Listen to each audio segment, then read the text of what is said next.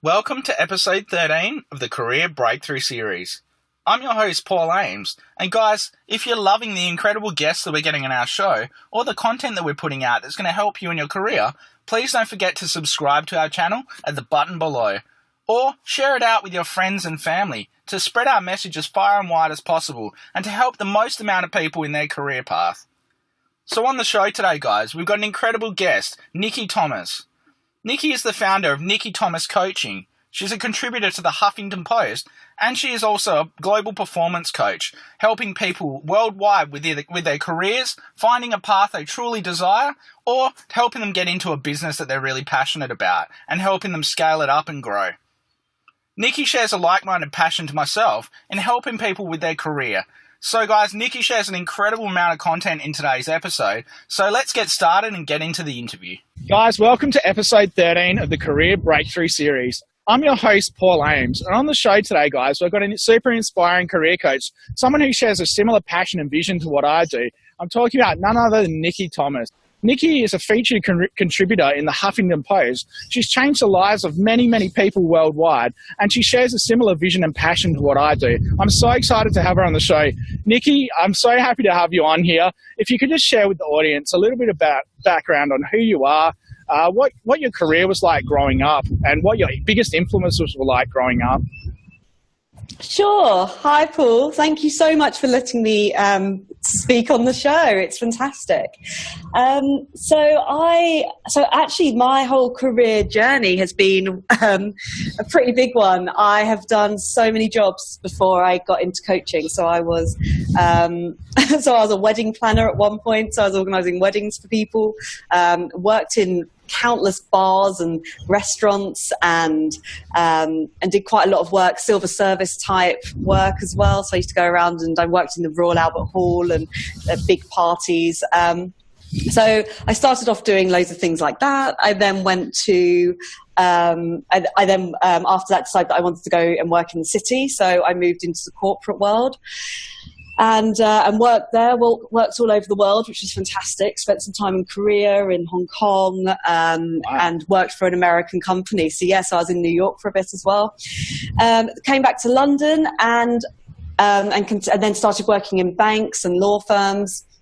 And then got to a point where I just wasn't being true to myself. I was doing all these great jobs, and I was really, I was kind of enjoying it, but I wasn't loving it. And it was more that I was just having a 9-to-5 so that I could have a holiday, or I had enough money to live. And I kind of just felt that work was almost the downside to life. So you had to work in order to to go on holiday and have a good life. And then you read all these things that says, if you love what you do, you never work a day in your life, and all this sort of thing. And I thought, oh, yeah. And then I just got to a point where I suddenly thought, actually, there has to be more to life than this. I meet up with all my friends. Everybody is moaning about how much they hate their jobs. Everyone just by default automatically goes, oh, well, only 2 days until the weekend. Oh, hump day Wednesday. Everyone's always running, aren't they, to get to Friday. Exactly. And I just thought, that you're wishing your life away every week. So I started really thinking, what is it that I really like? What is it that I really want from a job? What is it that I could do every single day and not feel, and work weekends and not think, oh, not another day at work? Because it got to a point where I was working all the time. I'd go on holiday and I'd still take my BlackBerry and my laptop and all that sort of stuff. And I just thought that the money isn't worth it anymore. So I decided that I would just go for it. I would actually look into what it was that I wanted, and then actually work for passion rather than work for financial, or just work so that I could then have holidays and things like that. So that's how it all began. And then coaching had exploded. I had I studied psychology originally because I wanted to be a drama therapist. Oh, okay. So that was what I studied at uni. Yeah. So quite a while back. So originally I wanted to be a drama therapist. Then I started working with children and realized it wasn't really for me. And also, I just thought at 21 I did not have enough life experience to be in psychology. I kind of felt like I needed to go away and study for about 10 years.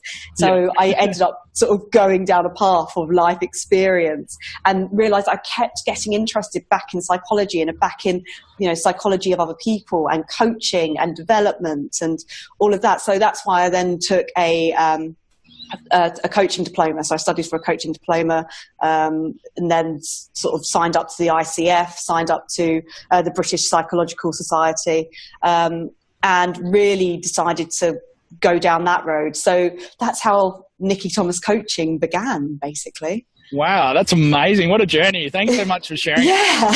I can totally relate to you as well. I've worked so many jobs in the past, so many different random jobs. And I think the biggest thing a lot of us don't realize is that time's the most valuable thing in the world for us. It's the only thing we can't ever get back. So why not enjoy what you do and have passion in what you do? And like you said, don't count down for the weekend or don't go, oh, it's hump day, only, 3 days left. And enjoy every day and live it like you should, So thanks for sharing that, Nikki.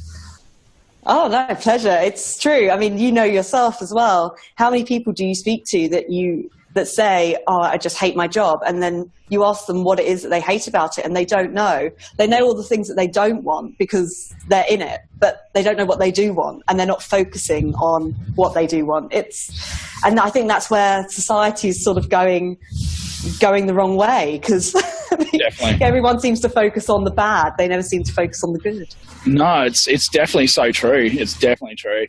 So, Nikki, what would you say from all those careers you've done, much like myself, all these different varied careers, what would you say are some of the biggest learnings or takeaways that you've gained from those careers? What are the biggest things you've actually got from them? Like you say, people looking for the bad in everything. What are some of the good things you've got out of those careers? I think it's working with other people. I think that is definitely the one thing I got out of it because you get yourself, and the thing is that I became so obsessed with my job. Every single job that I had, I was so obsessed with it. I would be checking emails when I got home from work. It was all consuming because I feel that you define yourself by your job. Quite a lot of the time, whenever you introduce yourself to somebody, the first thing they say is, oh, what do you do? Yeah, so exactly. It's, you are your job effectively. So one of the things that I found was, and that I really learned and loved was working with so many different people. Yeah. And realizing that when I was working at a wedding, and organizing weddings, you work with so many different types of people. And I spent my whole time almost being a mediator between everyone and just making sure that everybody got what they wanted and kind of felt like a bit like a parent in a way. Everybody gets what they want and, and they at least think that they do. Yeah. And everybody's happy. And so when I was organizing weddings, it was making sure that the venue was happy and the caterers were happy, but obviously ultimately the bride and groom were happy. So that was what I was doing at weddings. Then when I moved into the corporate world, it was that, but on a bigger scale. And because I worked with so many different countries, it was understanding culture, but then also making sure that, that everyone that attended any of the conferences or anything that I ran made sure that they were all happy, made sure that my director was happy, making sure that other people were happy. And that was one of my biggest learnings, was making sure that everyone around me was always happy or fine, or being a problem solver and making sure that other people, that all problems were sorted out. But I noticed that out of all of that, I probably didn't put enough emphasis on my own happiness. Yep. It was always on other people. So I think that was probably one of my big learnings. And I realized that it got to a point where I needed to find a job that I was happy in rather than, it was great whenever we had a massive success at work, but it's almost about your internal happiness. Definitely, yeah. And I used to do that a lot, especially when I very first started my business. I think a lot of it was more people-pleasing. I had such a people-pleasing attitude to start with. And then until, someone points it out and kind of puts it in your face and says, oh, you need to sort this out. You need to it's all well and good you like helping people, but you also need to fill your own cup up first and, make sure you're satisfied and fulfilled before others. So, yeah, that's great. Guys, have a listen to what Nikki's just shared. That's really great advice. Yeah, well, that's it. And definitely what you've just said about fill your cup first. That was one of the best pieces of advice I ever got from somebody. And they said to me, if you're in an aeroplane and it's about to crash, you always put on your own air mask or gas mask, or whatever it is, Exactly. before you oxygen mask. That's it. Before you put on somebody else's. Even if you've got a child next to you, you make sure that you've looked after yourself first and foremost. So I think that is something something you definitely got to remember the whole time. Definitely, yeah, that's great. So Nikki, what would you say are some of the biggest mental roadblocks or obstacles you've had to face in your career, or potentially heading into your business? What are some of the biggest things that you've had to work through, and how have you worked through them? For me, I had two massive roadblocks, and I didn't realize them at the time until obviously you get to that point when, especially if you're an entrepreneur, you get to that point where you realize that your business isn't going quite where you want it to go. Something isn't right. And I kept saying that. I kept saying there's something not right. There's something that I'm missing here. And my two were my financial stability and the other one was self-worth. And those were my two massive roadblocks. And I realized that it got to a point when, with financials where you get worried. You think if things are going good, you think that something's going to happen at some point that's going to completely ruin it all. If you get a couple of people that say, oh, you know what, coaching I don't think is for me, you then almost fall into a pit of, really? Well, is this against everything that I've ever been told? And it's the negative chatter. And I think that was one of the biggest problems I had. And I had to realize, and exactly the same as I say from the financial side, it was just realizing my own self-worth. Definitely. There was something that I heard recently where somebody said, somebody said to me, but I don't need coaching because, I'm okay. I don't need therapy. And I said, but coaching isn't therapy. Yeah. So it's not something that's wrong with you. Coaching is about getting you to where you want to be. It's support. It's giving you that extra foot up so that you get over that wall and that hump. Exactly. And I found that quite interesting. And they always say that whoever you speak to is a mirror reflection of yourself. And I realized that I kind of was getting to a point when I wasn't defending what I do enough, because I wasn't defending, people were coming up with their own ideas of what coaching is. Definitely. So those were my big blocks, and I grown up in a household where both my parents were, they were working class people. They were good at what they did, but they had no belief in themselves whatsoever. They never believed in themselves. And as I got older, I realized that they're so hard on themselves that they used to they were quite hard on me. So if I ever said that I wanted to do anything, and when I was little, I wanted to be everything. I wanted to be an actress. I wanted to be, if I saw somebody on TV that was an astronaut, that was it. I wanted to be an astronaut. I just wanted to be, I knew I wanted to be something, and something that made a difference. And all throughout my entire childhood, my parents were going, just don't be stupid. Just get a job. Just get a job and just keep quiet. And it was one thing that I grew up remembering over and over again. So as I got older, I then really had to question what I was doing and whether I could actually do anything like this. And when I first graduated, for me to get into uni was a big thing anyway. But then when I graduated, the first job I went and got was in a bar, to be manager of a bar in the City of London. And I did that because I didn't think that I could get anything more than that. And then it was over time working on myself. I suddenly thought, actually, I'm just going to try it. Just going to try that job and be a wedding planner and see if it works out. And it did. And then I thought, I'm just going to try that job in a bank and see if it works out. I'll just try that job in Hong Kong and see if it works out. And it just kept happening. And you suddenly, bit by bit, you suddenly remember, you start building your worth. Yep. And there's a thing that Tony Robbins said once, and it was, you get what you tolerate. Yes. And the moment I heard it, I was like, that's it. That is it. If I can have that I can have that life that everybody says, where they just say, just be quiet and just get any old job. Or I can actually really go for it because I just don't want to tolerate that. I want to go bigger. I want to go better. I want to really grow. And that was when I think that was a big kicker for me. I suddenly went, right, that's it. I'm not tolerating this. I'm building myself to be something bigger. That was it. That's how I got through the mental blocks. But it's hard. It's really, really hard. And you always get negative chatter. And it doesn't matter. Even if you're doing really, really well, there'll still be that little voice that comes in every now and again. Sure will. It definitely will. Thanks so much for sharing that, Nikki. I just wanted to say I'm so proud of you for everything. You should be so proud of yourself for what you've come through. And a lot of people really struggle and collapse at that. I myself have gone through exactly the same with my business as well, where I started off, undervalued myself, undercharged for clients. As a result, attracted clients who weren't prepared to take action, didn't have the mindset to want to take the steps necessary to get the life they want. And you start losing faith and you get a lot of self-doubt from that. It's only when I've had the support from friends or fellow business people or entrepreneurs who've supported you and said, Paul, you need to charge what you're worth. You've got to believe it or not, you will attract the client that you really want. And it's so true. Since changing that, it's really changed everything in my life. My confidence has improved, and just the level of client and the financial side of things is more stable. So part I really loved was where you said about, testing things out, testing the waters. I think a big part of, with your career especially, is too many people are afraid to experiment and take that small calculated step or risk to start to change their life or to try things out. I think so many people just remain in their little bubble in their comfort zone and don't want to, ever test it and see where they're going to go with it. So yeah, that's great that you shared that, Nikki. I absolutely love that.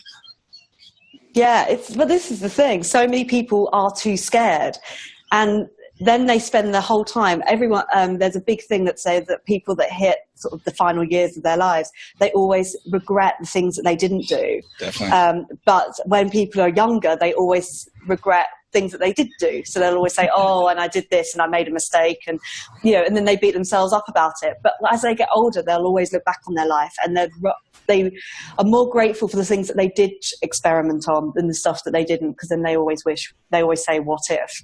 Definitely. So I think that's it. It's just try everything. And I always say to my clients, what's the worst that can happen? Exactly. Even if you left this job and you went in and you did that career change, what is the worst that could happen? If it all went wrong, then you go back to it again. If you really must. If you suddenly go, oh, actually, I really liked my old job, then you apply, then you go back to it. Always leave on good terms. Yep. And you've always got the opportunity to maybe go back if you want to. But I don't think I've had a single client yet that's made a career jump and gone, oh, actually, I want to go back to my old job again.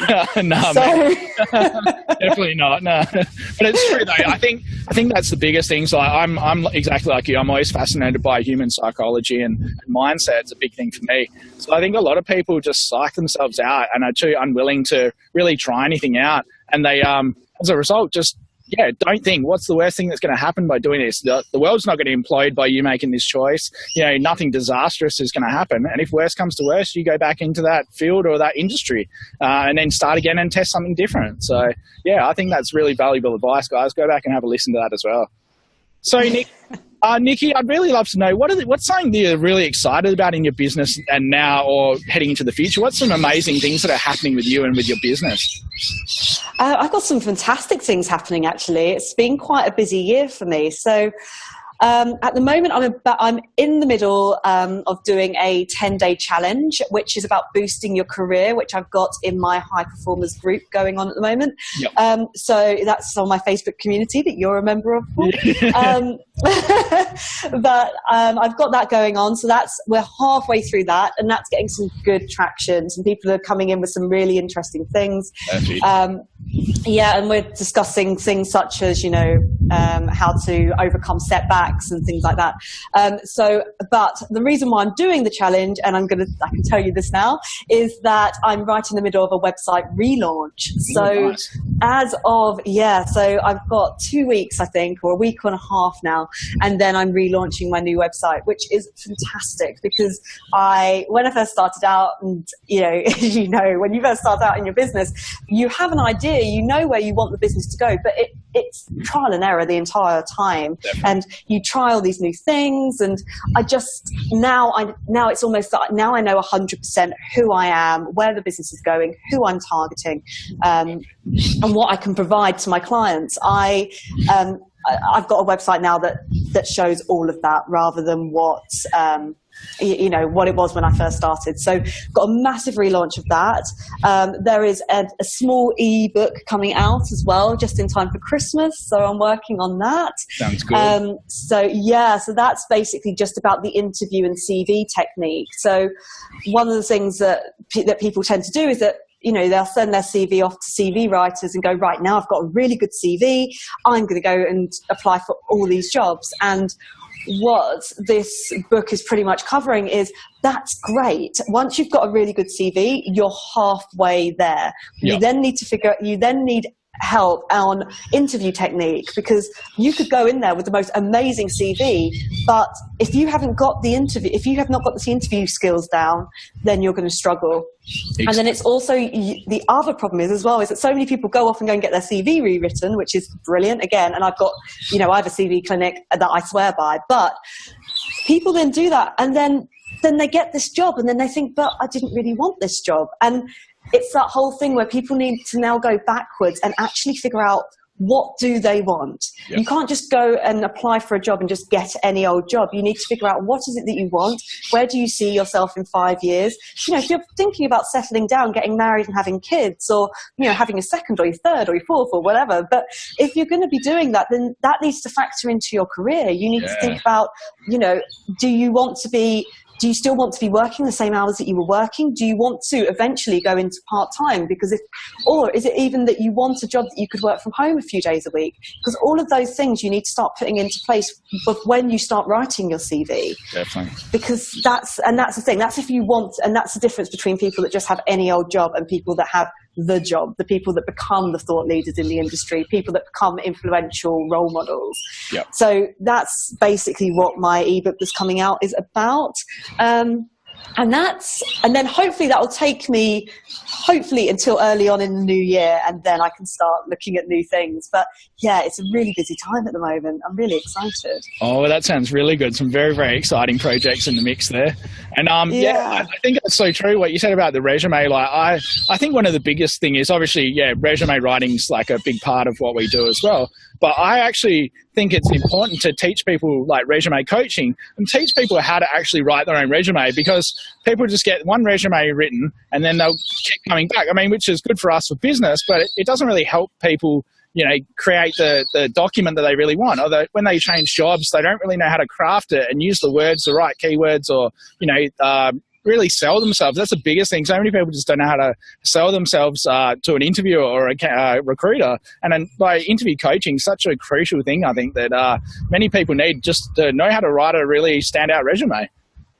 I completely agree. Or it's even just having those interview skills, and what I tend to do is do a mock interview with people. Yeah, me too. Because then when they go into the interview, they already have that confidence. Yeah. And they feel, and you can feel it when they come into a room. If you just have a glowing CV, but then you're not feeling completely confident. Or what I've also had is people get their CV written and then don't read it. So, That's right. So they go into the interview and they're asked a question about their CV, and they stumble because they hadn't read their CV after it came back. So CV coaching is so important, and they need to read what someone else has written about them, because otherwise they will come unstuck. Yeah. And that's it. And it's the whole asking questions after an interview and doing your research on the company. All of that is so important. I feel that, so many people lose a trick. And when or miss a trick in that. And even when I was in corporate and I was hiring, some of the people I'd interview, I'd think you basically only remembered about the interview this morning, and you just run through the door, because you can see it in their faces. And it's about trying to get their energy up to that right frequency and the right vibe to really go into an interview and absolutely sell themselves to the best they possibly can. Definitely, it definitely can. Sorry, I'm just showing a spider off of my laptop. Oh no! Yeah, it started to crawl up on my hand, so that's what I moved subtly. A little distracted. You're safer than me. He really wants to get on board with the interview too, I think. So, Nikki, what would you say would be 3 to 5 actionable tips that could really help my audience out with their career, either to develop in the career that they're in or to potentially transition into a career path they really love? Well, I actually wrote these down because, yes. And actually, I had here is definitely tips that I would give everyone is to remember what I said earlier about you get what you tolerate. Yeah. Because that's, I think, one of the biggest problems with careers these days. I interviewed somebody recently who's on the Institute of Directors in England, and we were talking about loyalty in the workplace and how people have so much loyalty to their companies. Well, not as much anymore, but they used to have such loyalty to the companies, almost like a parent. And then, but the machine effectively is not equipped to show that emotional. It doesn't have that emotional capacity to show that back to people. So that's why people are so shocked when they're made redundant. That's why people are so shocked when they don't get that promotion, because they almost expect their company to have that emotional link that they have. And sadly, 80%, if not actually more than that, say, 60% of the time, unless you get on really, really well with your manager, you won't have that emotional link. So it's quite, it's quite an interesting thing. So it's almost that it's remembering where you are, where you work, you do get what you tolerate, and always be aware that, that you are part of a company. Do the best that you can, but always also remember that if you want more, then you have to push for it. The one other thing as well is CVs, what we were saying about earlier. One of the biggest things with CVs or resumes is people do one CV and then they blanket the market with it. And that's all well and good, but if it has nothing to do with the job spec, and I was talking to somebody recently, and it's even down to as much as if you're reading a job spec, take some of the language. If they use the word, I don't know, even the difference between CV and resume, for instance. If they use the word resume, you use the word resume. But you need to, that's the best way. And it's sort of an NLP thing as well. It's having that, it's using the same language so that when a hiring manager who on average only spends 10 seconds looking at every single resume or CV, then they'll say, oh, they've got the same language. Okay, I'll read that one, rather than going, this doesn't have anything to do with what I want. And people lose jobs so easily. They can have all the experience in the world, but they lose out because of that aspect. Exactly.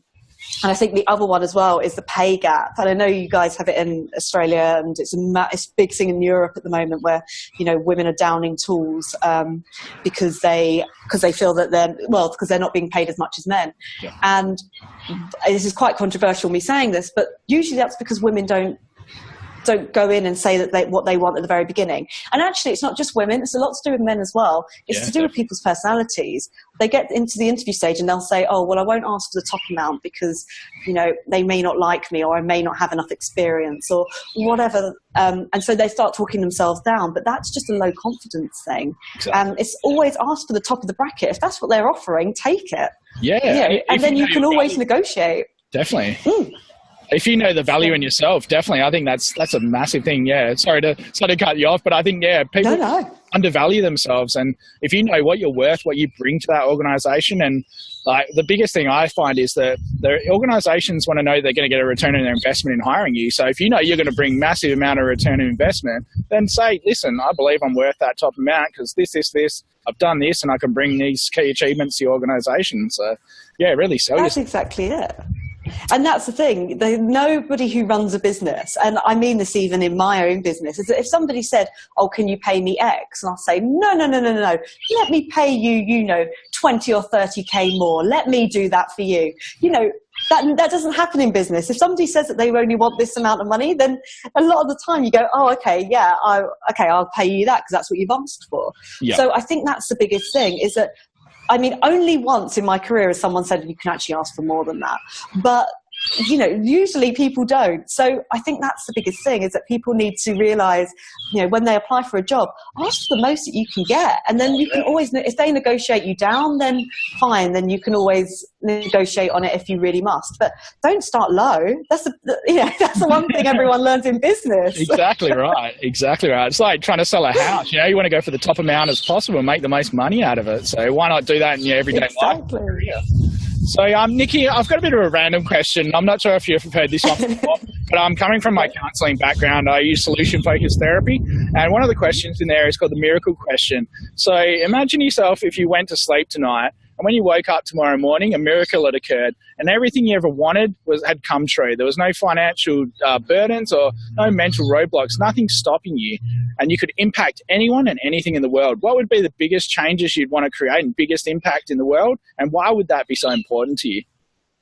Yeah, I have heard this one actually, and it's such a great question because, because you do think, what if I did not have any financial problems, but issues or anything like that to stop me from really, going like to the top level. I think for me, I wouldn't.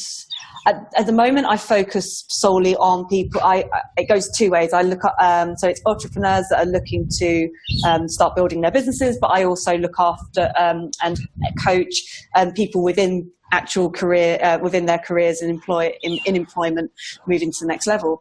But what I really, really want to do, and one of the biggest things is actually start helping people, young people. Yeah. And one of the reasons why I can't do that as much, and I do a lot of volunteering in that area, but obviously volunteering doesn't pay the bills. So that's my biggest problem, is that there isn't any money in schools, especially in the UK. But what I really want to do is help people that are at that stage of their final years of study, going into schools, and even the younger ones, because one of the biggest things was that I grew up, when I was really little, my parents weren't around, they were working all the time, or they had other things that they had to do. So I remember when I was first learning to read, I used to sign my own, because I had a homework diary that you had to sign and give to the teacher. I used to sign my own homework diary and give it to the teacher and say my dad signed it, because my parents weren't around to be able to sit down and do the reading with me. And this was one of the things. And I kind of feel that a lot of children these days, it's not, they could have the best teachers in the world when they get to school, but when they come home in the evening, I had to babysit my little brother who was 7 years younger than me. I had to cook dinner. I had to, and my mum didn't get home until about 9 o'clock. So, wow. That was when I was sort of 10 or whatever, 10 or 11. So, I look back at that time in my life when I think I didn't know what I wanted. I didn't know where I was going. I didn't know what I was going to do. And I had I had a careers section at school that I didn't really know about, but I didn't have anybody championing me and just going, it's going to be okay. You can be whatever you want to be. Exactly. So I think that's the one thing. If I could wake up tomorrow and I could, and just say, as if by magic, I had all I had the financials to be able to do it, but also that I was able to go and get a good PR coverage on it and all of that. That would be fantastic, because I would love to take it and put it all round and eventually go global with it, because there's so much you want to give back, especially when you do coaching and you realize how that it's the whole balance of the universe and things like that. I know it's all a bit woo woo, but it is very much that you help so many people, and it's fantastic, but you then go, right, where's the next step? How can I help more people? Exactly. And so that is my ultimate goal eventually, will be to be able to do something like that and be able to put that round globally. Oh, that's perfect. And I think that's such a brilliant thing. I can completely relate to that. And Australia has also been quite resistant with a lot of the schools. Like, I've tried to get into the schools before. And just recently, my business partner and I tomorrow are actually doing a tender where the Australian government have put out to do youth employability training, which is an amazing thing. So fantastic. We're going to put in and hopefully, being able to help and change the lives of as many youths as possible. So hopefully we get the tender, but it's been such a resistant area up until now. So the government here have just sunk a lot of money into that. So hopefully that'll be something we can really get into. So it's such a powerful thing and something that resonates quite closely for me as well. So I really appreciate hearing that. Oh, so, fantastic on the tender as well. Yeah, well, hopefully it comes through. Fingers crossed. So, Nikki, I'd love to know, obviously we've all got positive habits that have really helped and contributed to a lot of the success in our life, and we've also got habits that hinder us or hold us back from getting where we really want to be. So what would you say will be your biggest positive habit that's contributed to your success in your career and in your business? and also one that you feel has hindered you or stopping you just quite getting to that level where you really need to be? Yeah, I do a full-on morning ritual every morning Awesome. when I get up, which it's now got to a point where I'm quite superstitious. So I now have to do it every day. And if I don't, or I miss something, I can really feel it in the day. So I always get up and I do gratitude journal, which is, I just write down everything that I'm really grateful for. I then do meditation for 10 minutes. So I use the Headspace app, which I think so many people use these days. So I sit there with that. I then have exercise. So I'll do sort of sit-ups and push-ups, or I'll go for a run. That's another thing, because I'm training to do a marathon next year. So oh, wow. I'm trying to get all the miles up at the moment. So very excited about that. And then I do vision. So I envision where I want to be and where my business is growing. And then I have affirmations that I say to myself. So there are little pieces of paper that I've got written down on, in my bedroom, and I just go through them every single day and really think about them. It just keeps me on track. Yeah, it just keeps me on track on where I want to go. And then you get to so many points in life where it doesn't matter at what stage you are in your life, where you just sometimes feel a bit lost. And for me, just doing that every morning, it just puts me back on the path. And I'm like, right, now I know where I'm going to. Now I know what I'm setting myself up for the day. But the biggest hindrance, I think, for me is procrastination. I'm an absolute nightmare, and my brain just runs at 100 miles per minute. So what I tend to do is and even this morning, so I was sitting down and I thought, right, okay, I'll start setting up my office for today and make sure that I've got everything ready for what I've got to work on today. And then I'll get up and make a cup of tea. And then I think, I might just go and check this something else that I'm working on. I'll just go and check my phone. And I go off and then I come back to what I was doing and go, right, what was I doing again? And it's always, and I do it all the time. And it's the one thing, and I think that's because I have so much going on in my head all the time. And I make lists, and there's hundreds of lists all over the place, but I never really work on them because I write everything down, then I'll go off and do something, and then I'll go, I need to go and write a list. So then I start again. And I think that's it. And I think that's the one thing I'm really working really, really hard on at the moment, is to anything that I've got set in my head, I have to finish, and I have to cross everything off one list rather than having hundreds all dotted all over the place. Because I'm actually quite organized, and when I was working in corporate, I was slightly OCD with how organized, and I'm a neat freak, and I like to have full control of everything. But when it comes to my business, I don't know something happens where I just have so much going on in my head that I just go off and just do 100 things at once. So that's my one hindrance. It's something I'm really working on, but I'm finding really, really hard. And the busier I get, the harder it becomes. I don't think you're alone on that one. I think a lot of us are guilty of procrastinating. I think that's probably one of the business people's biggest flaw and biggest hindrance as well. You get distracted by things, or you get shiny object syndrome, where you go, oh, that sounds good, or I'll do that, and then you go, oh, what do I need to do again? So exactly. Yeah. I think phones, having an Android or an iPhone, has a lot to answer for. It's an absolute nightmare. It just pops, and then a notification will pop up every now and again, and you think, oh, great, now I've got to look at my phone again. Seriously need a phone detox, I think. Yeah, exactly right.